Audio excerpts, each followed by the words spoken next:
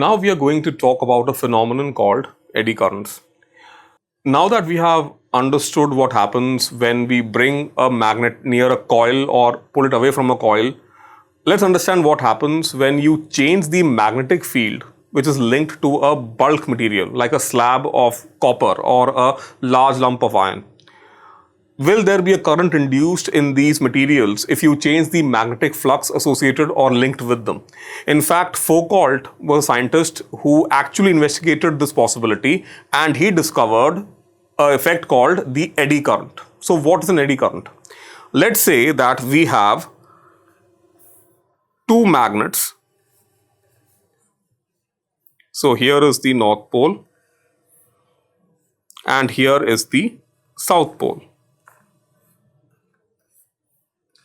So they have a field between them, and that field, you could say, is moving from the North Pole towards the South Pole. Please understand, this does not mean that the field is actually moving through space. It simply means the field is oriented from the North Pole towards the South Pole. Now, what would happen if you brought a small pendulum? So here there is a small pendulum, and the bob of this pendulum is actually a metal conducting plate, and it is swinging freely between these plates again and again. Foucault noticed that if you actually do this experiment, this plate will come to a stop very quickly. This is to be remembered because this effect will work for any conductor. So this plate could be made out of copper, which is not magnetic. It could be made from aluminum, which again is not magnetic. You could even make this plate out of graphite, which is not even a metal but a conductor, and the same effect would still be seen. Foucault also noticed something else which was interesting. If he took this plate and cut out grooves into it, like a comb, the stopping effect of the magnetic field reduced greatly. So in this particular case, the pendulum would keep swinging for a much longer time. So what was actually happening here? When this pendulum moves through the region between these two magnetic poles, the flux linked with this surface, with this plate, is changing. And because this flux is changing with time, a current is induced inside the bulk of this material. This current will change direction based on whether it is entering or leaving the material in accordance with Lenz's law, and it is this current that we call an eddy current. An eddy simply means a spiral. So a shape like this is called an eddy because this is the pattern in which the current will move inside these conductors. So you could ask, where is the energy or the voltage for moving this charge through the material coming from? It is coming from the mechanical energy of the pendulum. And since conservation of energy always holds true, as the energy of this pendulum is used up in creating the eddy current, the pendulum's mechanical energy will go down, and that is why this plate will ultimately come to a stop. The stronger the magnetic field, the stronger the eddy currents will be. The larger the area of the plate, the larger the moment created by these currents, because we know that the moment created by a current is equal to I multiplied by A, where A is the amplitude, the area of this plate, and I is the magnitude of current. M here is the magnetic moment created by this current. So the larger the area of the conductor inside which this current is induced, the larger the magnetic moment, and this magnetic moment is actually opposing the motion of this conductor. It is opposing the motion of this pendulum, causing the pendulum to come to a stop. Now, how can we utilize this effect to our benefit? Eddy currents can create problems for us, but we can also use them in actual applications. For example, if we think about transformers, how is a transformer built?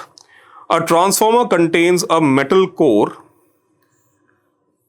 and around this core we have at least two windings. This is the primary winding and this is the secondary winding. And when a current is flown through the primary winding, so let's say we have a current I flowing through the primary winding, that will induce a magnetic flux inside the core of this transformer. Remember that the primary and secondary coil are insulated from each other and from the core. So there is no direct electrical connection between the conductor in the core and the conductor in the coil.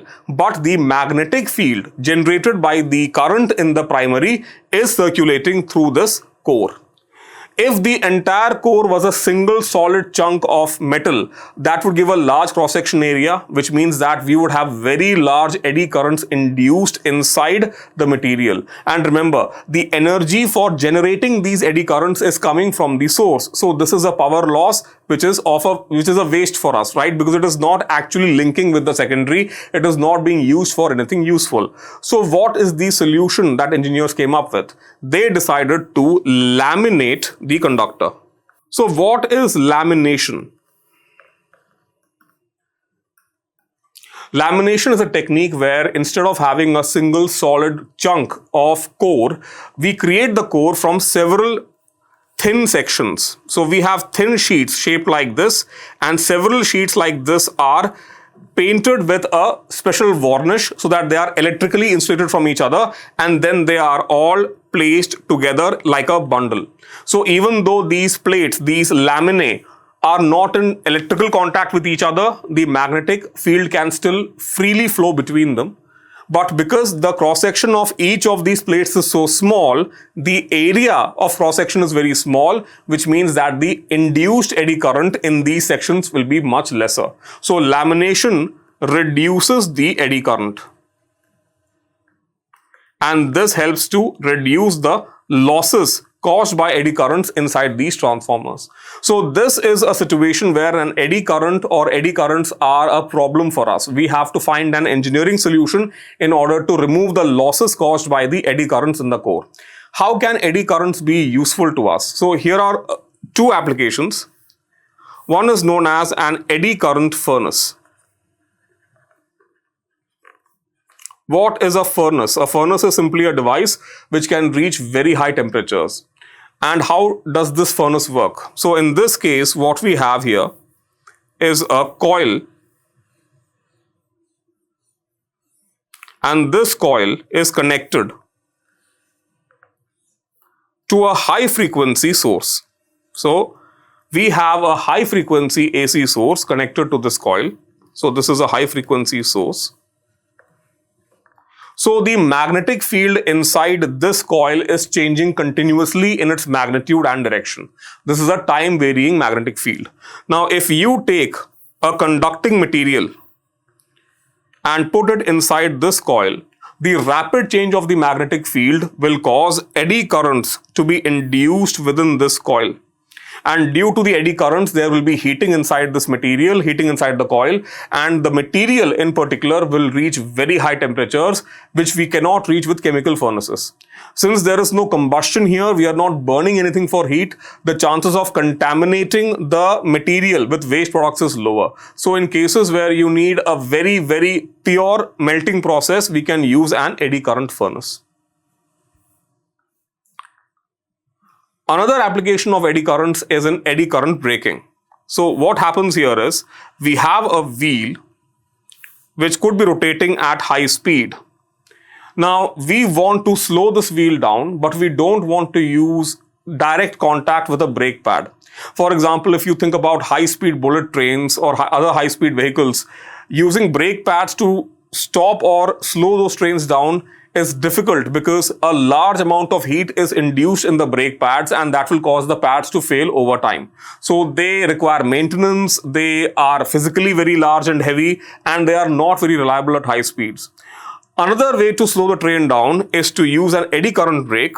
So what happens in the eddy current brake is that we have magnets placed all around near the circumference of this wheel. This is a metal wheel of a train, and these magnets are brought near the wheel, but they are not in contact with the wheel. There is no physical contact with the magnets and the wheel, but the magnetic flux coming out of these magnets is linked with the conducting body of this wheel. So as the wheel is rotating, if you bring the magnets near the wheel, large eddy currents are induced inside the wheel. Eddy currents cause a magnetic moment. The magnetic moment will oppose the motion of the wheel and bring the wheel to a stop.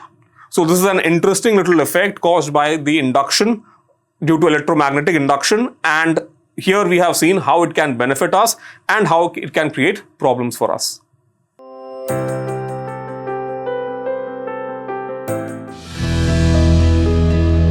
Manorama Horizon, learning made simple.